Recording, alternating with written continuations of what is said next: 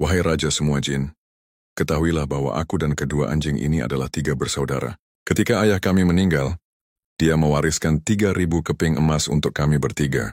Dengan modal warisan itu, kami masing-masing membuka sebuah toko. Kakakku yang pertama memutuskan untuk pergi berdagang ke luar negeri. Maka ia pun menjual tokonya, lalu membeli berbagai barang yang akan ia jual di berbagai negeri. Aku tidak pernah mendengar kabar darinya selama setahun. Suatu hari datang seorang pengemis di depan rumahku. Assalamualaikum, sapaku. Waalaikumsalam, jawabnya. Apakah kau tidak mengenaliku, tanyanya. Aku memperhatikannya dengan seksama, dan kemudian aku menyadari bahwa pengemis di hadapanku adalah kakak tertuaku. Kakak, seruku aku memeluknya dengan gembira. Bagaimana aku bisa mengenalimu dengan keadaan seperti ini, kataku. Aku segera menyuruhnya masuk, menanyakan kabarnya dan perkembangan bisnisnya. Jangan tanyakan itu, katanya. Mengingat betapa buruk nasibku hingga menjadi seperti ini, hanya akan membuatku semakin sedih saja.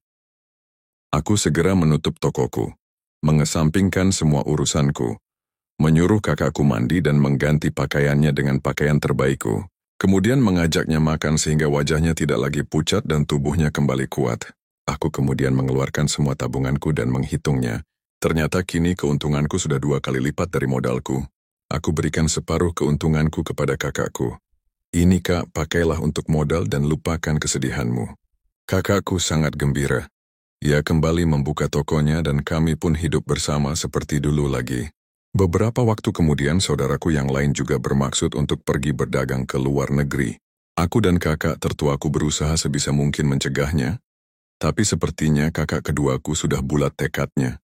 Maka ia pun menjual tokonya, dan dari hasil penjualannya, ia membeli berbagai barang yang akan ia jual di negeri yang disinggahinya. Ia berangkat dengan menggunakan caravan. Namun setahun kemudian ia pun pulang dalam keadaan bangkrut. Aku lalu menghiburnya, dan karena keuntunganku sudah menjadi 2 kali lipat, aku membaginya SMA rata dan memberikannya pada kakak keduaku. Dia membuka tokonya kembali, dan kami pun hidup bersama seperti dulu lagi. Suatu hari kedua saudaraku datang dan mendesakku untuk pergi bersama mereka. Berdagang ke luar negeri.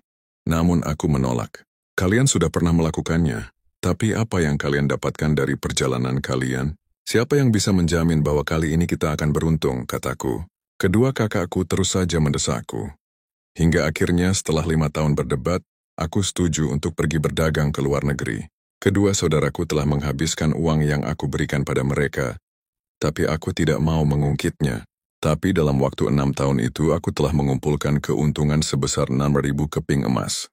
Lalu kataku pada mereka, kita hanya boleh merisikokan sebagian dari keuntungan ini, yaitu 3.000 keping emas yang akan aku berikan kepada kalian masing-masing 1.000 keping emas, dan kita akan mengubur sisanya di tempat yang aman. Untuk berjaga-jaga jika kita tidak beruntung, kami segera membeli barang-barang dagangan masing-masing yang akan kita jual nantinya. Beberapa hari kemudian dengan menyewa sebuah kapal, kami bertiga memuat barang dagangan kami dan mulai berlayar. Setelah perjalanan panjang akhirnya kami tiba di sebuah negeri. Di sana kami menjual barang dagangan kami dan memperoleh untung besar. Aku sendiri memperoleh keuntungan 10 kali lipat. Kami lalu membeli barang-barang bagus di negeri itu untuk kami jual lagi di negeri kami.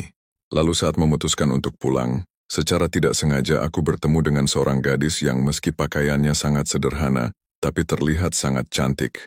Dia menghampiriku dan mencium tanganku, memohon padaku untuk mengajaknya serta dan menjadikannya istriku. Aku kesulitan untuk menolaknya, tapi setelah ia meyakinkanku bahwa aku akan senang dengan kehadirannya, maka aku mendandaninya dan menjadikannya istriku. Aku membuatkan kamar khusus untuknya di kapal, dan memperlakukannya dengan sangat baik. Selama perjalanan aku melihat bahwa istriku memiliki banyak keistimewaan, yang membuatku semakin mencintainya setiap hari. Kedua kakakku yang tidak memperoleh keuntungan sebesar aku, merasa iri dengan semua yang aku peroleh. Bahkan mereka berencana untuk membunuhku. Suatu malam saat aku dan istriku sedang tidur, mereka melemparkan aku dan istriku ke tengah laut. Istriku ternyata adalah jin yang memiliki kekuatan sihir. Dia menyelamatkanku dari amukan ombak dan membawaku terbang ke sebuah pulau. Esoknya dia berkata padaku, aku adalah istrimu yang atas izin Allah telah menyelamat kamu dari kematian. Meski aku ini jin, tapi aku benar-benar mencintaimu karena Allah. Kaulah satu-satunya pria yang memperlakukanku dengan baik meski aku berpenampilan buruk, tapi aku tidak menyukai kedua saudaramu yang telah mengkhianatimu. Mereka pantas dibunuh. Aku mendengarkan kisahnya dengan takjub dan berterima kasih atas pertolongannya. Tetapi istriku, aku mohon maafkanlah saudaraku, kataku. Lalu aku ceritakan padanya apa yang pernah aku lakukan pada kedua kakakku. Tapi hal itu semakin membuatnya marah. Aku harus segera menghukum manusia-manusia jahat ini. Akan kurusak kapalnya, dan kutenggelamkan mereka ke dasar laut, teriaknya. Jangan, pintaku. Aku mohon, mereka masih saudaraku. Dan bukankah membalas kejahatan dengan kejahatan berarti kita juga termasuk orang yang jahat? Rupanya kata-kataku mengena di hatinya. Akhirnya dia mengangkatku, dan dalam sekejap aku telah tiba di depan rumahku. Aku memutuskan untuk menggali harta karunku. Lalu kembali membuka toko kelontongku. Para tetanggaku mengucapkan sukacitanya, karena aku telah tiba dengan selamat. Malam berikutnya ketika aku membuka pintu rumahku, aku melihat 2 ekor anjing hitam ini. Mereka berlari ke arahku melolong membuat hatiku iba. Aku tidak tahu apa yang terjadi sampai istriku berkata, suamiku, kedua anjing itu adalah saudaramu. Aku merasakan darahku menjadi dingin.